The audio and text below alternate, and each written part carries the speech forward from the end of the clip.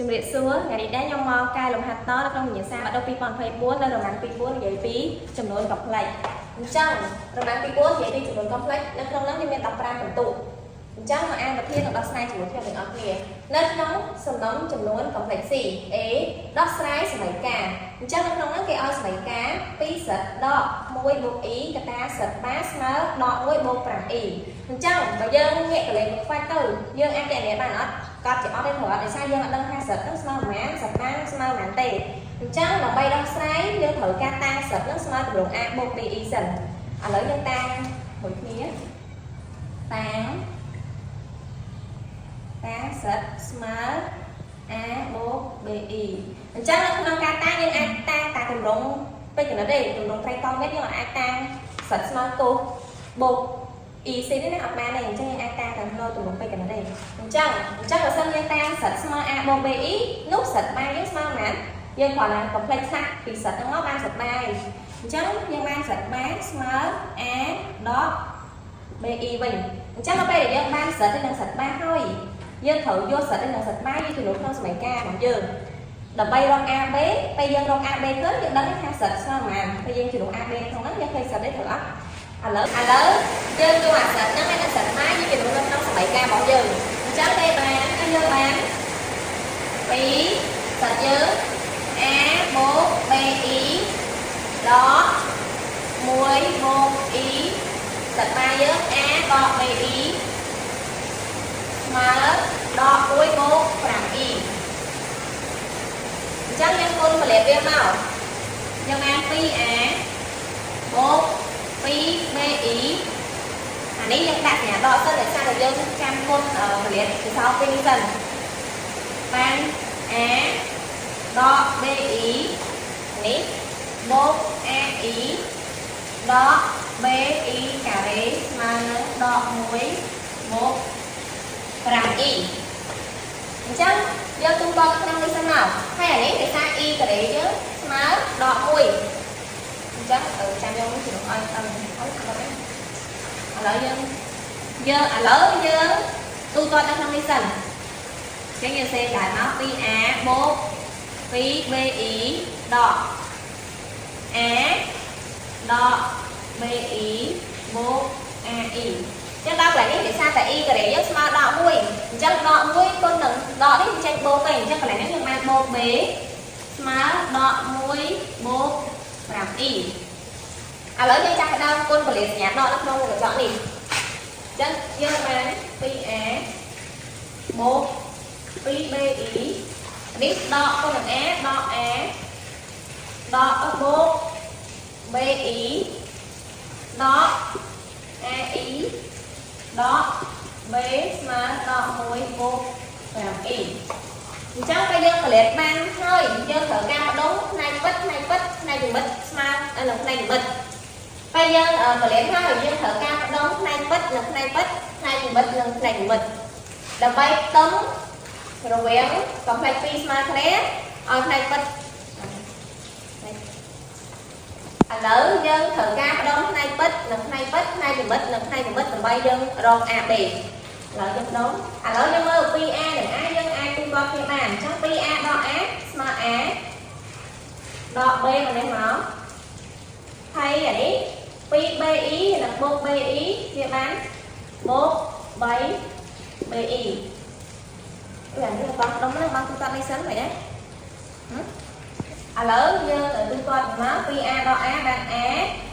ដក B ប៉ុណ្ណេះចានេះផ្នែកពិតបូកចានេះ 2BE និងបូក BE បាន 3B អញ្ចឹងយើងដាក់E 5ហាត់មកអញ្ចឹងយើងសេ 3B យើងទៅសេA មកប្រហែលណាអានេះដក A ដក A បូក 3B អញ្ចឹងយើងបដុំមកហើយស្មើនឹងដក1បូក 5E អញ្ចឹងដើម្បីរក AB បានអញ្ចឹងនៅក្នុងកំផ្លេច2ស្មើគ្នាយើងត្រូវឲ្យផ្នែកពិតស្មើផ្នែកពិតផ្នែកជំមិតស្មើផ្នែកជំមិតឥឡូវខ្ញុំឲ្យផ្នែកទាំងពីរនឹងស្មើគ្នាចំជាសមីការដើម្បីរកតម្លៃ AB ឥឡូវគេបាន A ដក B ស្មើផ្នែកពិតយើងនេះបានដក1តាមឲ្យសមីការ1ផ្នែកជំមិតដក A បូក 3B ស្មើ 5 lấy ca phí ở lâu dương ban hay dương thử ca thằng bạch ảnh nhặt na môi để bay kia rồi nhặt môi chắc nhưng mơ mấy con a đừng ăn smart này hay sự nhà giúp tôi khi tiết chắc những anh bông ong tới bắt a này lấy dương bông ong chắc á ong thấy đọt b một bảy b 6 vì bé đọt môi bông 5 smart buồn cái ai tên của b ban nữ còn con chữ bàn chắc tên của bé bán bé là muốn chai lớn vì chắc là ở vô một lại B2 này khơi nha chắc dân thử vô trình độ nó không 7k nam muối là bay tên của A 7k nam này xuống kịch lên không trên không khơi ha 7k muối bia xuống kịch lên chắc như 8 7k muối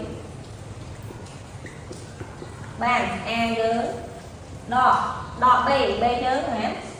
phí mà nó đó đỏ mùi chắc ngon mày á mà đỏ muối bỏ tới vô phí mà nó mùi thì chắc nó phải để cho hộ lại a để bay khơi cho những ai kia hộ sạch để cho tan đi ba nó ba ok lớn nó ngon ơi sạch smart a bộ i a với mã muối bố b với phí y chắc dân lo xài ca khơi nha khơi trở lại gì đó bây giờ mọi người thấy cái khơi nhờ rước này mấy ca này chắc nhân đôi ní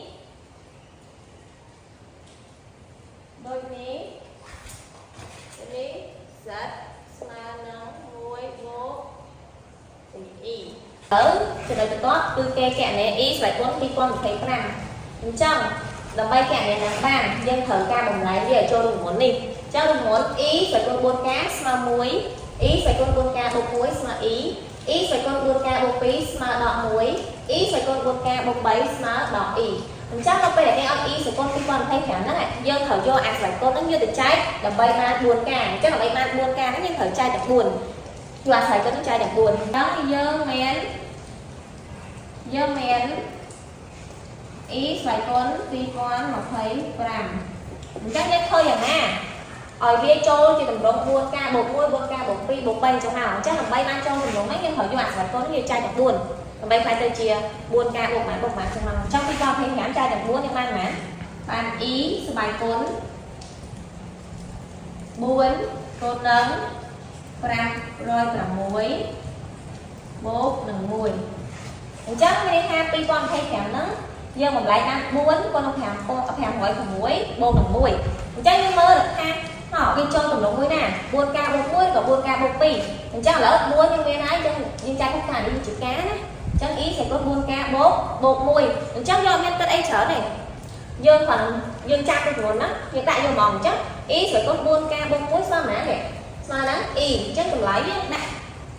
đi vô mòn chắc dương ống đôi miếng mắt đôi nhí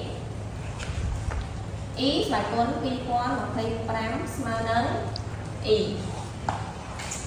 rồi em sẽ thay nhân thử trang luôn của mình đây là bay nghe dù nâng cho đánh về để không cắt phơ và sau này dân ấp trang tới dân ai nhìn lại cái chữ y cái để mà đọc mùi y sẽ con sai y sẽ con cu ấy trên tam nâng mắt và tham và sau này dân trang luôn của mình dân ai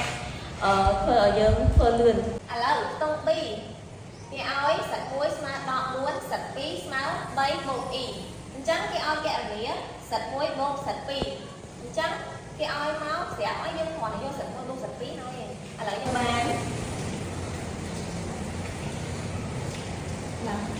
nhận án sạch muối bột sạch pi smart đó nghĩa sạch muối dân mạn đọ muốn bột sạch pi dớn bột với bột y chắc smart đọ muối bột y chắc nhân tôi đi nó rồi nhí sạch muối bột sạch phí smart nắng đọ muối bột y lớp của con bây giờ để sạch muối bột sạch phí cho tầm rộng ở phải định thái cái ơi được xé sạch muối bột sạch phí nó chia tầm rộng tray con đi mà đâu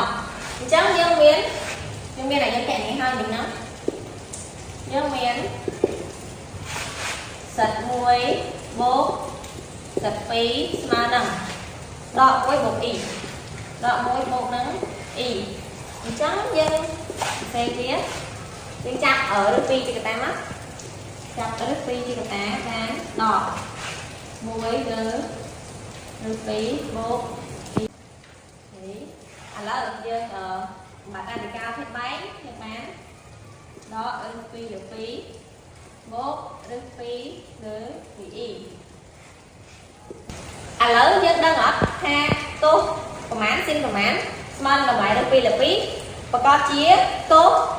2លើ4ស៊ីន2លើ4នេះត្រូវដោយសារតម្លៃវាស្មើគ្នាអញ្ចឹងយើងដាក់មករឹស2ដកសញ្ញាដកនេះដាក់ក្នុងដែរគោ2លើ4បូក y ដាក់ y មកមក y ស៊ីន2លើ4អញ្ចឹងយើងធ្វើប៉ុណ្ណឹងហើយចប់អត់គឺអត់ទេដោយសារតែយើងជាប់សញ្ញាដកនៅកន្លែងមុខទុំនេះអញ្ចឹងយើងត្រូវបំលែងសញ្ញាដកនឹងមិនបាច់ឲ្យវាទៅជាអន្សំទីមុខទាំងអស់ដើម្បីចូលរូបមន្តក្នុងត្រៃកោណទៀតណាឥឡូវអញ្ចឹងទោសដកស៊ីនបូកបើយើងសម័យទៅវានៅកាត់ត្រង់ទី2ទោសដកស៊ីនបូកនៅកាត់ត្រង់ទី2អញ្ចឹងយើងអាចប្រើបាន2យើងអាចប្រើកាត់ត្រង់ទី2យើងអាចប្រើ2លើ2បូកអាល់ហ្វាក៏បានឬក៏2ដកអាល់ហ្វាក៏បានអញ្ចឹងឥឡូវយើងយកមួយណាឥឡូវយើងយក2ដកអាល់ហ្វាអញ្ចឹងអាល់ហ្វាយើងបាន2លើ4អញ្ចឹងយើងសេមកពេលយើងចូលទម្រង់នឹងហើយយើងកន្លែងនេះលែងមានសញ្ញាដកទៀតហើយ2ហើយណាសេមកគោ2ដកអាល់ហ្វាអញ្ចឹង2យើងដកអាល់ហ្វាយើងណា2លើ4បូក y ស៊ីន2ដក2លើ4ចឹងយើងបានប៉ុណ្ណឹងហើយយើងទូទាត់អាមុំនៅក្នុងនេះមកបានស្មើឬ2កតាគោនេះមែន4ក៏នឹង2 4ដក2សល់3អញ្ចឹងឃើញ3លើ4អញ្ចឹងតាមនេះឃើញប៉ុណ្ណឹងអាស៊ីនក៏ឃើញប៉ុណ្ណឹងដែរបូក y ស៊ីន3លើ4អញ្ចឹងចំខ្លួននេះមួយនេះ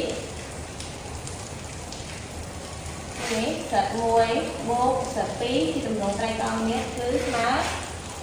ឬ2កតាគោ3លើ4បូក y ស៊ីន3លើ4ឥឡូវរមាំងទី4របស់ខ្ញុំត្រូវបានបញ្ចប់ហើយអញ្ចឹងបើសិនតាមានកន្លែងណាខុសឆ្គងសូមខន្តីអភ័យទោសផងអរគុណសម្រាប់ការទស្សនា